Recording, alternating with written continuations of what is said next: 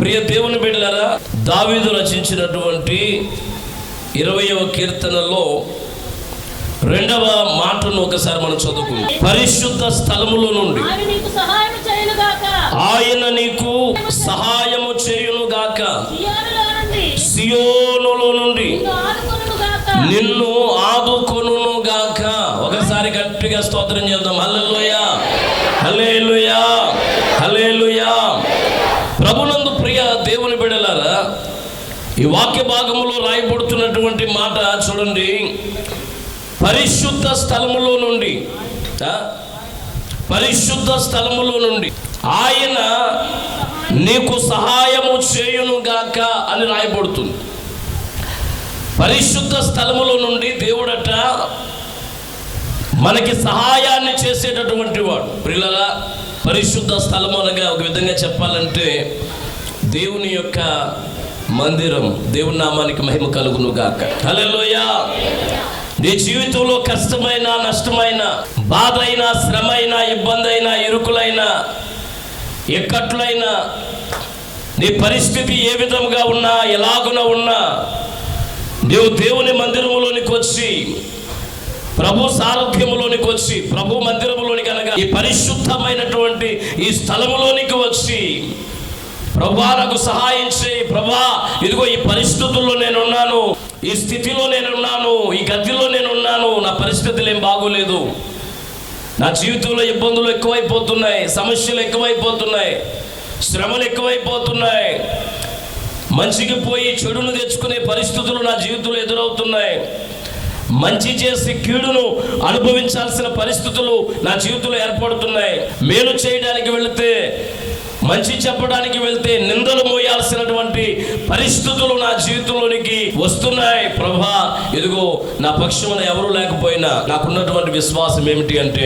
నీవు నా పక్షమున ఉన్నావు ప్రభా, నాకు సహాయము చేయని చెప్పి దేవుని మందిరంలోనికి వచ్చి నీవు చేస్తున్నటువంటి ఈ ప్రార్థన ఏదైతే ఉన్నదో ఆ ప్రార్థన వాక్యములో చెప్పబడుతుంది. పరిశుద్ధ స్థలములో నుండి ఆయనే, ఎవరైనా ఆయనే. అందుకే భక్తులు పాడుతుంటాడు, ప్రేమించేదా యేసు రాజా, నిన్నే ప్రేమించేదా, ప్రేమించేదా యేసు రాజా, నిన్నే ప్రేమించేదా,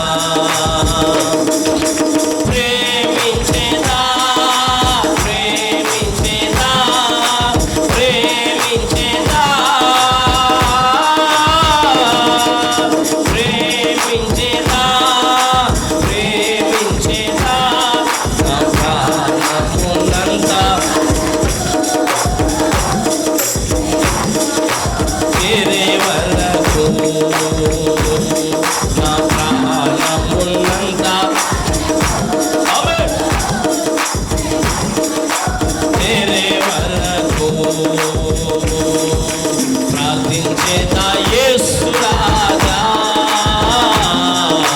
నిన్నే పాడదాం గట్టిగా, ప్రార్థించేదా యేసు రాజా, నిన్నే ప్రార్థించేదా, ప్రార్థించేదా, ప్రార్థించేదా,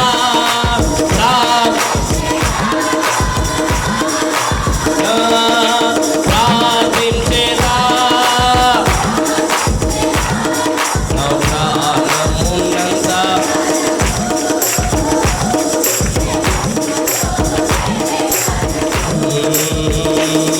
నా ప్రాణమున్నంతా,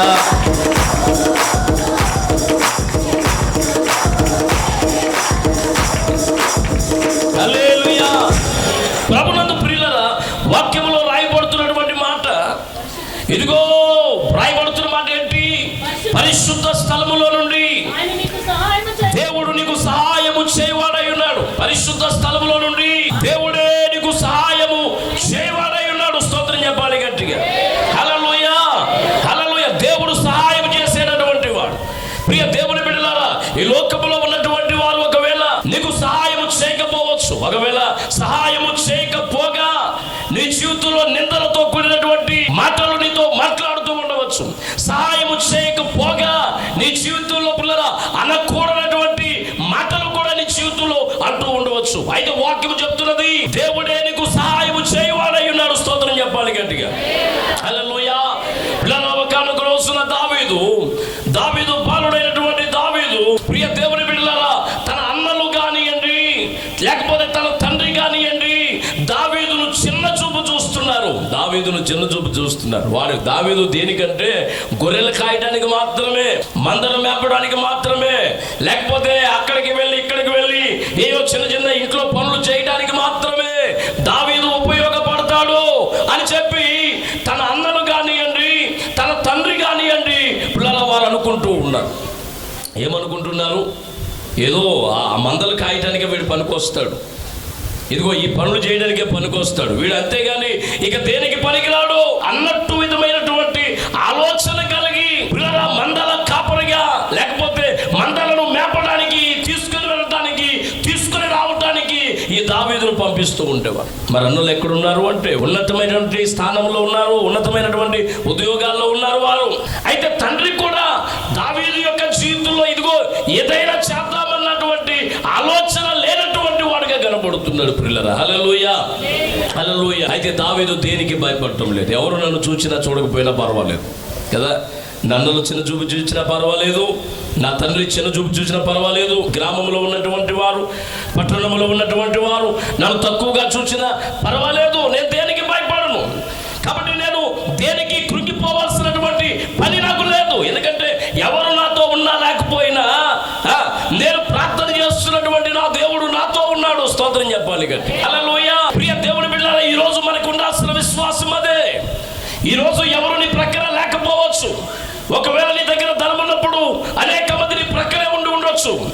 నీ దగ్గర బలగం ఉన్నప్పుడు అనేకులు నీ ప్రక్కనే ఉండి ఉండొచ్చు. కానీ వాక్యం చెప్తున్నటువంటి మాట, ఈ రోజు నీవు ఎవరు నీ ప్రక్కన లేరు, ఎవరు నా ప్రక్కన లేరు అనేటటువంటి ఆలోచన అవసరం లేదు. దావీదు అనుకున్నాడు, ఎవరు నా ప్రక్కన లేకపోయినా నాకు దేవుడు నా ప్రక్కన ఉన్నాడు. స్తోత్రం చెప్తారా? గట్టిగా చెప్తారా? హల్లెలూయా. దేవుడు మన ప్రక్కన ఉన్నాడు. ఈ రోజు నీకు ఉండాల్సిన విశ్వాసం అదే. నా ప్రక్కన ఎవరు లేకపోయినా పర్వాలేదు, నా కుటుంబ పక్షమున లేకపోతే నా పిల్లల పక్షమున, నా భర్త పక్షమున, నా భార్య పక్షమున లేకపోతే నా ఇంటి పక్షమున ఎవరు నాకు లేకపోయినా పర్వాలేదు. కారణం ఏంటో తెలుసా? నేను ప్రార్థన చేసుకుంటున్నాను నా దేవుడు, నేను ఆరాధిస్తున్నటువంటి నా దేవుడు, నిత్యము ప్రార్థన అనే విజ్ఞాపన నేను అందిస్తున్నటువంటి నా దేవుడు, ఉపవాసం ఉండి ప్రార్థన చేస్తున్నటువంటి నా దేవుడు నా పక్షమున ఉన్నంత వరకు ఎవరు నా పక్షమున లేకపోయినా నాకేమీ పర్వా లేదు. స్తోత్రం చెప్దామా? హల్లెలూయా. ఈరోజు ప్రియ దేవుని బిడ్డలారా, చాలా మంది ఇదిగో వారు నాతో మాట్లాడటం లేదండి, వీరు నాతో మాట్లాడటం లేదండి, మొన్నటి వరకు చాలా మంచి సహవాసం చేశారండి, మొన్నటి వరకు కష్టమైన నష్టమైన బాధ అయినా ఇబ్బంది అయినా శ్రమ అయినా అయ్యా నాతోనే ఉన్నారండి.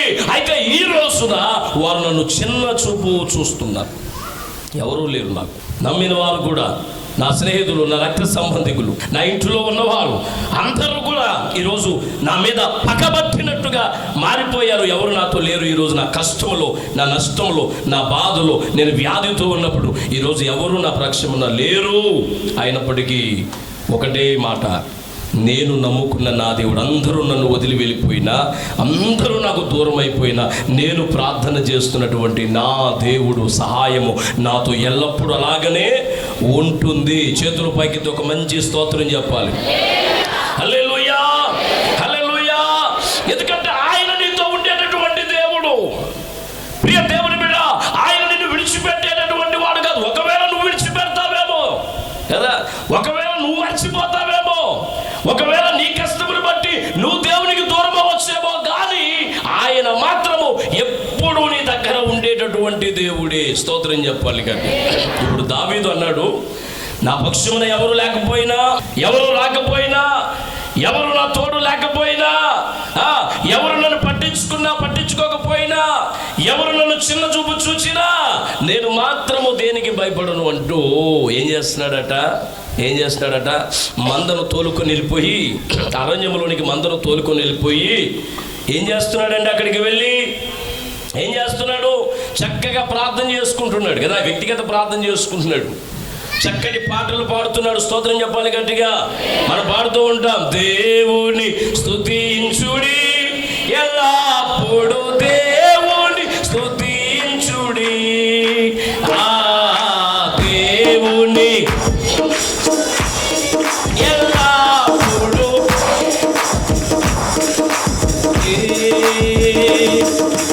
ఆయన పరిశుద్ధ ఆలయమందు, ఆయన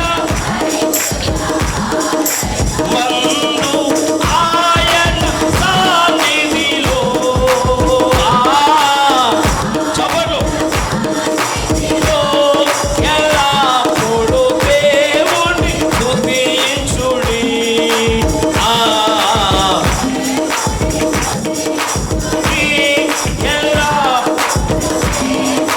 స్తుతించుడి, ఆయన బలమును ప్రసిద్ధి చేయు, ఆయన చేయు ఆకాశ విశాలమందు,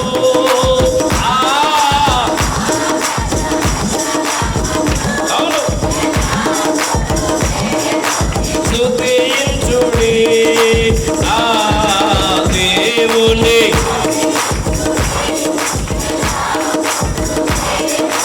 స్తుతించుడి.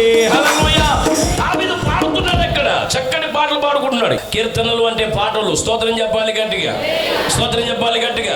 ఓ ప్రియ దేవుని పిల్లలు, ఎవరు ఎన్ని మాటలు అన్నా సరే చక్కగా గొర్రెలను తీసుకుని వచ్చి, మందలను తీసుకుని వచ్చి, మందలను అరణ్యంలో ప్రార్థన చేసి విడిచిపెట్టేసి చక్కటి పాటలు పాడుతున్నాడు, పాటలు రాస్తున్నాడు, పాటలు పాడుతున్నాడు.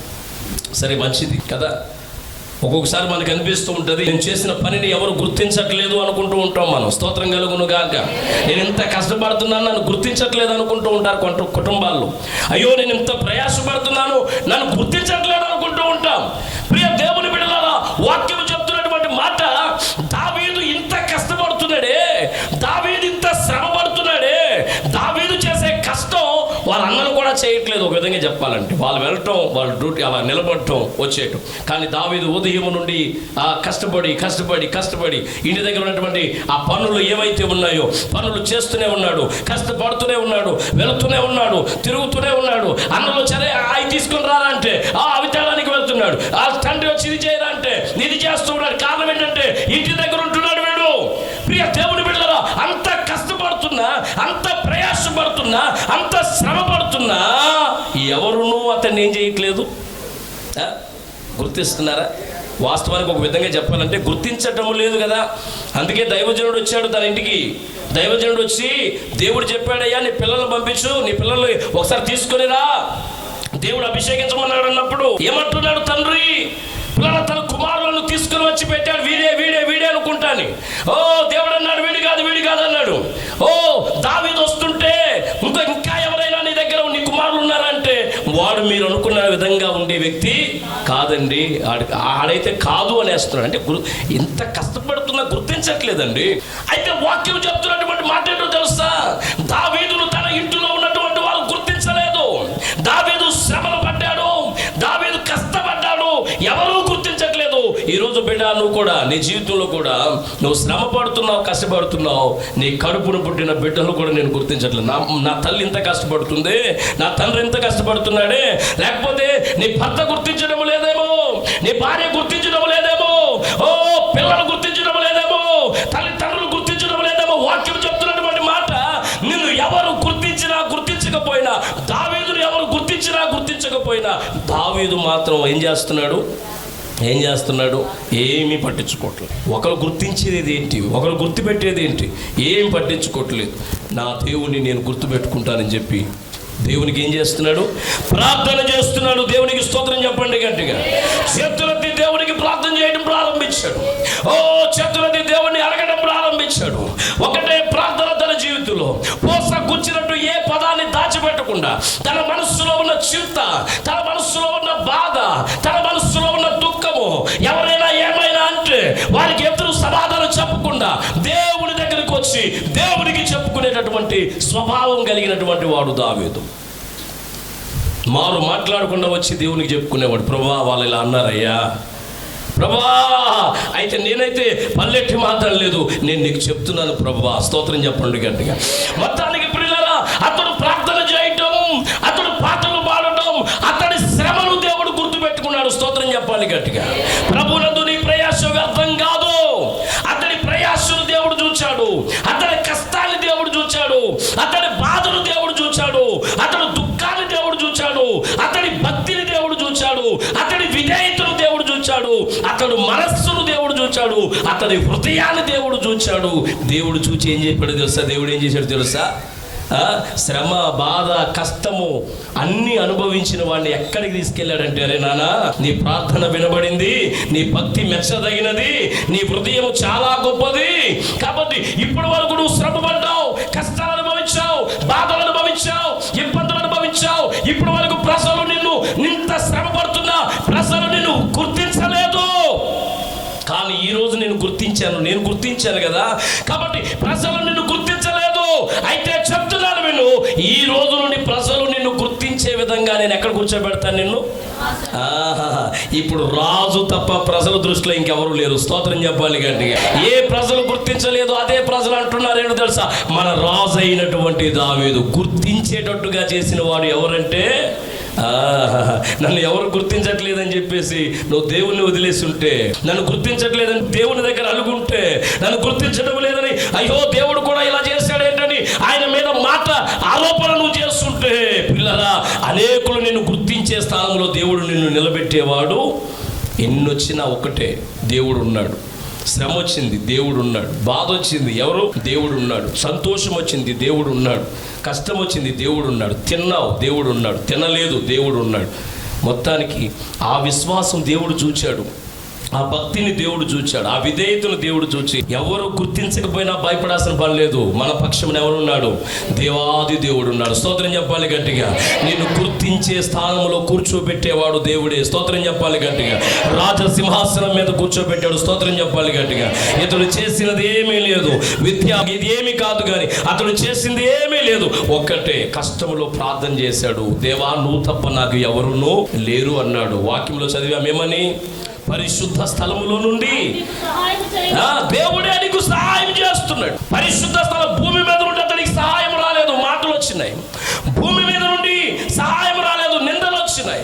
భూమి మీద నుండి సహాయం లేదు, కష్టాలు వచ్చినాయి. కానీ పరిశుద్ధ స్థలములో నుండి ఏమొచ్చింది? సహాయం వచ్చింది. కారణం అక్కడ అంటాడు, భక్తుడు అంటున్నాడు, కీర్తనల గ్రంథం 52వ కీర్తన 8వ మాటను చదువుకుందాం. నేనైతే దేవుని మందిరములో పచ్చని ఒలీవ చెట్టు వలెనున్నాను, నిత్యము దేవుని కృపయందు నమ్మికయించి ఉన్నాను. స్తోత్రం చెప్పాలి గట్టిగా. ఇదిగో భక్తుడైన దావీదు అంటున్నాడు కదా, నేనైతే దేవుని మందిరములో. ఏమండి? దేవుని మందిరంలో. పరిశుద్ధ స్థలం అంటే దేవుని మందిరమే. నేనైతే పరిశుద్ధ స్థలములో పచ్చని ఒలీవ చెట్టు వలె ఉన్నాను. ఎందుకంటే పరిశుద్ధ స్థలములో నుండి నాకు సహాయం వస్తుంది, దేవుని మందిరములో నుండి నాకు సహాయం వస్తుంది. ఎక్కడ నుండి నాకు సహాయం రావటం లేదు. నాకు సహాయం చేసేవాడు ఎవరు? దేవుడే. అయితే అంటున్నాడు ఇక్కడ, నేనైతే, రాజైన తర్వాత నేనైతే ఎక్కడ నుండి నేను సహాయాన్ని పొందానో, ఎక్కడ నుండి నేను సహాయాన్ని పొందానో ఆ దేవుని మందిరం అనగా పరిశుద్ధ స్థలములో పచ్చని ఒలీవ చెట్టు వలె ఉన్నాను. నేను ఎక్కడి నుంచి, నాకు సహాయం ఎక్కడి నుండి వచ్చింది? పరిశుద్ధ స్థలము నుండి వచ్చింది. మరి నేను ఎక్కడుండాలి? పరిశుద్ధ స్థలములో ఉండాలి. పరిశుద్ధ స్థలములో నుండి ఎవరు నాకు సహాయం చేయనప్పుడు, పరిశుద్ధ స్థలములో నుండి దేవుడు, పరిశుద్ధుడైన దేవుడు నాకు సహాయం చేశాడు కదా. ఈ రోజు నన్ను అందరూ గుర్తించారు కదా. ఇప్పుడు అందరూ గుర్తించిన తర్వాత నేనెక్కడ ఉండాలి? ఎక్కడ నుండి అయితే నేను సహాయాన్ని పొందానో ఆ పరిశుద్ధ స్థలములో పచ్చని ఒలీవ చెట్టు వలె ఉన్నాను. నిత్యము దేవుని కృపయందు నమ్మిక ఉంచి ఉన్నాను. అదే మనం చేయాల్సింది. దేవుని కృపయందు నమ్మిక పెట్టుకోవాలి. ఈరోజు అనేక మంది దేవుని మందిరానికి వచ్చారు. మీరందరూ చెప్తున్న సాక్ష్యాలు, మీరందరూ వినిపిస్తున్న సాక్ష్యాలు, మీరందరూ రాస్తున్న సాక్ష్యాలు. దేవుని దగ్గరకు వచ్చాం, ప్రభువుని అడిగాం, ప్రభు నాకు మేలు చేశాడు. ప్రభుని అడిగాం, శ్రమలతో వచ్చాం, దేవుడు నాకు మేలు చేశాడు. సమస్యలతో వచ్చాను, దేవుడు నాకు మేలు చేశాడు. బలహీనతతో వచ్చాను, దేవుడు నన్ను బాగు చేశాడు. గర్భఫలం పిల్లల ఎన్నో సాక్ష్యాలు ఇక్కడ కనబడుతున్నాయి దేవుని మందిరంలో. 7 సంవత్సరాలు, 8 సంవత్సరాలు, 11 సంవత్సరాలు, 4 సంవత్సరాలు, 3 సంవత్సరాలు అయ్యా బిడ్డలు లేక చాలా బాధపడ్డాం, చాలా దుఃఖపడ్డాం. దేవుని సన్నిధిలోకి వచ్చాం, పరిశుద్ధ స్థలంలోకి వచ్చాం. ఈరోజు మీరు చెప్పేటటువంటి గొప్ప సాక్ష్యాలు ఏంటి అంటే, అలాంటి వారు కూడా ఈరోజు చెప్తున్న సాక్ష్యం, దేవుని దయ వలన మాకేం కలిగింది, గర్భఫలం అందింది. ఎంత గొప్ప సాక్ష్యం! ఏ స్థితిలో వచ్చానో, ఎంత కష్టంలో వచ్చానో, ఈరోజు దేవుడు అంత గొప్పగా నన్ను నిలబెట్టాడు. అవునా కదా? అవునన్న వారు చేతులు ఎత్తండి, ఒకసారి చేతులు ఎత్తండి. హల్లెలూయా, హల్లెలూయా. ప్రభు నిలబెట్టాడు మనల్ని. ఎందుకంటే మనుషుడు ఎప్పుడు నిన్ను పడగొట్టేవాడే, దేవుడు ఎప్పుడు నిన్ను నిలబెట్టేవాడు. స్తోత్రం చెప్పాలి కాబట్టి. హల్లెలూయా. అలాంటి దేవునిని మనం కలిగి ఉన్నాం కాబట్టి విశ్వాసంతో మనము ముందుకు వెళ్ళేటటువంటి వారముగా మనం అందరం ఉండాలి. ఒక యవ్వనస్తుడు ప్రార్థన అంటే చాలా పిచ్చి, ఒక విధంగా చెప్పాలంటే ప్రార్థన అంటే చాలా ఇష్టం. ఎంత ఇష్టం అంటే ఎంత ఇష్టం. ప్రియ దేవుని బిడ్డలారా, అంత దేవుని మీద ఆనుకున్నటువంటి వాడు ఈ వ్యక్తి. స్విట్జర్లాండ్లో జేమ్స్, పేరేంటిది అన్నాను, జేమ్స్. దేవుడు అంటే చాలా ఇష్టం, దేవుడు అంటే విశ్వాసం. మన మందిరానికి సమయం దాటిన తర్వాత వస్తూ ఉంటాం ఒక్కొక్కసారి. ఆ వ్యక్తి అట 10 గంటలకు మందిరం అంటే, మందిరం తలుపులు తీయకముందే 9 గంటలకు మందిరం యొక్క ఆ మెట్ల మీద కూర్చునేవాడట. ఎప్పుడు మందిరం తలుపు తెరుస్తారా, ఎప్పుడు మందిరం తలుపు తెరుస్తారా, వెంటనే అందరికంటే నేనే ముందు వెళ్ళి ఆ బలిపీఠం దగ్గరికి వెళ్ళి ప్రభుకి ప్రార్థన చేయాలి. ఎంత ఆశ! పిల్లలా, అందరికంటే ముందు వచ్చి మెట్ల మీద కూర్చున్నాడు. మందిరం కూడా తలుపు తీస్తుండేది కాదట. మందిరము తలుపు తీయగానే పరిగెట్టుకుంటూ బలిపీఠం దగ్గరికి వెళ్ళి, పిల్లలా ఏమనేవాడు అంటే, బలిపీఠం దగ్గరికి వెళ్ళి బలిపీఠాన్ని పట్టుకొని, ఫాదర్ ఐఎమ్ హియర్ అనేవాడట. అంటే తండ్రి నేను వచ్చాను, తండ్రి నేను నీ దగ్గర ఉన్నాను అనేవాడు. ఇదే ప్రతి ఆదివారం 10 గంటలకు మందిరం తలుపులు తెరిస్తే 9 గంటలకు వెళ్ళి మెట్ల మీద కూర్చునేవాడు. ఎంత ఆలస్యమైనా సరే పిల్లల జ్ఞాపకం చేసుకొని ముందే వచ్చేసేవాడు. తలుపు తీయడం ఆలస్యం. అతని ఉద్దేశం ఏంటి అంటే, అందరికంటే ముందు దేవునితో నేను మాట్లాడాలి మందిరంలో అనుకునేవాడట. ఎంత గొప్ప విశ్వాసం అది. తలుపు తీయడం ఆలస్యం, పరిగెట్టుకుంటూ వచ్చి పిల్లల బలిపీఠాన్ని పట్టుకొని, ఫాదర్ ఐఎమ్ హియర్ అనేవాడట. మొత్తానికి అలాగా జరుగుతుంది.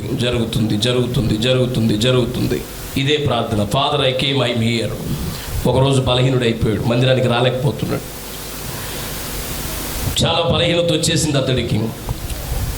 హాస్పిటల్లో అడ్మిట్ చేస్తే డాక్టర్ గారు ఆ పేరెంట్స్ని పిలిచి అన్నాడట, అమ్మా ఈ బాబు బ్రతకటం చాలా కష్టం, మా చేతిలో అయితే ఏమీ లేదు, తీసుకుని వెళ్ళిపోండి, రాత్రి 11:30 కల్లా చనిపోతాడు ఈ బాబుని, మీరు ఉంచినా డబ్బులు ఖర్చు పెట్టిన వ్యర్థమే కానీ ఉపయోగం ఏం లేదు, తీసుకుని వెళ్ళిపోండి అంటే, తల్లిదండ్రులుగా వారు ఏం చేస్తున్నారంటే, అయ్యా బ్రతికిస్తావో చంపుతావో నువ్వు ట్రీట్మెంట్ చేయయ్యా.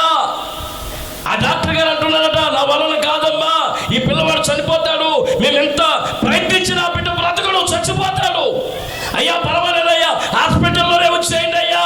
ఈ మాటలన్నీ వినబడుతున్నాయి ఈ బాబుకి. సరే 11:30 చనిపోతానంట. అతడు లాస్ట్లో ఒక మాట అనిపించింది, ఏంటో తెలుసా, నేను ప్రార్థన చేయకుండా చనిపోతానేమో, స్తోత్రం చెప్పాలి గట్టిగా. నా దేవునికి మొరపెట్టకుండా చచ్చిపోతానేమో, స్తోత్రం చెప్పాలి గట్టిగా. మొత్తానికి ఓపిక తెచ్చుకున్నాడు. కళ్ళు మూసే ఉన్నాడు, ఓపిక తెచ్చుకొని కళ్ళు తెరిచాడట. కళ్ళు తెరిచి పక్కన చూస్తే పక్కన ఒక వ్యక్తి కనబడుతున్నాడు. అయ్యా ఎవరయ్యా మీరు అని అడుగుతున్నాడు.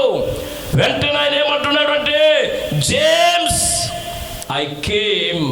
ఐఎమ్ హియర్ అన్నాడట. ఇదేంటిది నా ప్రార్థన కదా, ఎప్పుడు నేనేమని ప్రార్థన చేస్తాను, ఫాదర్ ఐఎమ్ హియర్ అనేవాడినా.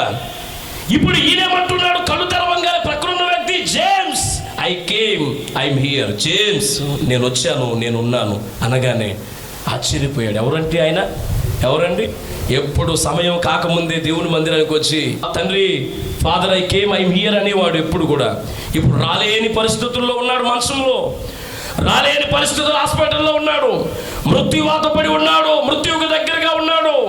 అయినా విశ్వాసం, అతడు చూపించినటువంటి విశ్వాసం ఏం చేసిందంటే, దేవుడే అక్కడికి వచ్చి చెప్తున్నాడు, జేమ్స్ ఐఎమ్ హియర్, జేమ్స్ నేను వచ్చాను, నేనున్నాను, భయపడు. నిజమే, నీ విశ్వాసంతో ప్రార్థన చేస్తే నువ్వు పరిశుద్ధ స్థలంలోనికి శ్రద్ధ కలిగి రాగలిగితే, పరిశుద్ధ స్థలంలోనికి విశ్వాసం కలిగి రాగలిగితే, పరిశుద్ధ స్థలంలోకి నమ్మకంతో నువ్వు రాగలిగితే, నువ్వు రాలేనటువంటి పరిస్థితులు ఉంటాయి చూడు, అప్పుడు పరిశుద్ధుడైన దేవుడే నీకు సహాయాన్ని పంపించే విధంగా ఆ దేవుడే నీ పక్కన నిలబడతాడు. స్తోత్రం చెప్పాలి గట్టిగా హల్లెలూయా. ఎందుకంటే ఎవరు మన పక్షమున లేకపోయినా దేవుడు ఉంటాడు. అది విశ్వాసంలో మీరు గుర్తుపెట్టుకోండి, మీ మనసులో పెట్టుకోండి. ఇప్పుడు మూలవాక్యానికి రండి ఒకసారి. పరిశుద్ధ స్థలములో నుండి ఆయనే నీకు సహాయము చేయునుగాక, సియోనులో నుండి నిన్ను ఆదుకొనుగాక. పరిశుద్ధ స్థలములో నుండి ఆయనే దేవుడే నీకు సహాయం చేయునుగాక. రెండోది, సియోనులో నుండి దేవుడే నిన్ను ఆదుకొనును. సహాయము ఆయనే చేయాలి, నిన్ను ఆదుకోవటము ఆయనే ఆదుకోవాలి. కాబట్టి విశ్వాసులారా, బిడ్డలారా, దేవుని వైపు తిరగండి. మన దేవుడు మనలందరినీ ఆశీర్వదించును గాక. చిన్న ప్రార్థన చేసుకుందాం. తలలు వంచండి. ప్రభువా నాకు సహాయము చేయండి, ప్రభువా నాకు సహాయము చేయండి, యేసయ్యా నాకు సహాయమును చేయండి.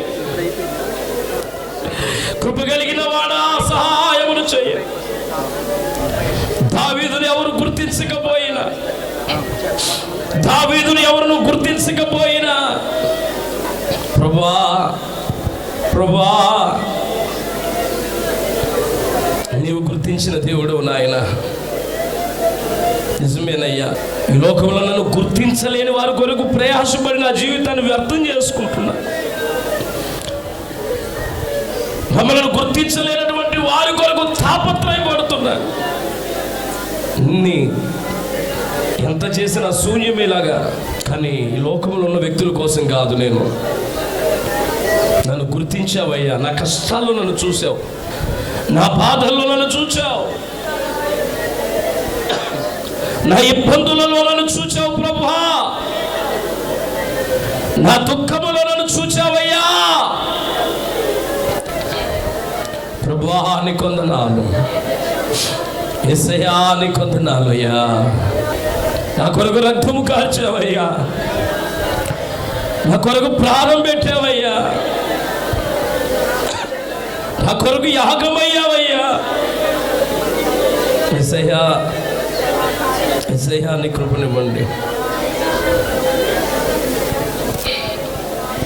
మనందరి ప్రార్థన ఆలకిస్తున్నటువంటి దేవునికి స్తోత్రించదమ్మా. మనందరి ప్రార్థనకు జవాబిస్తున్న దేవునికి స్తోత్రించదమ్మా. కృప కలిగిన ప్రభుకి స్తోత్రించదమ్మా. దయగలిగిన ప్రభుకి స్తోత్రించదమ్మా. యేసయ్యకు స్తోత్రించదమ్మా.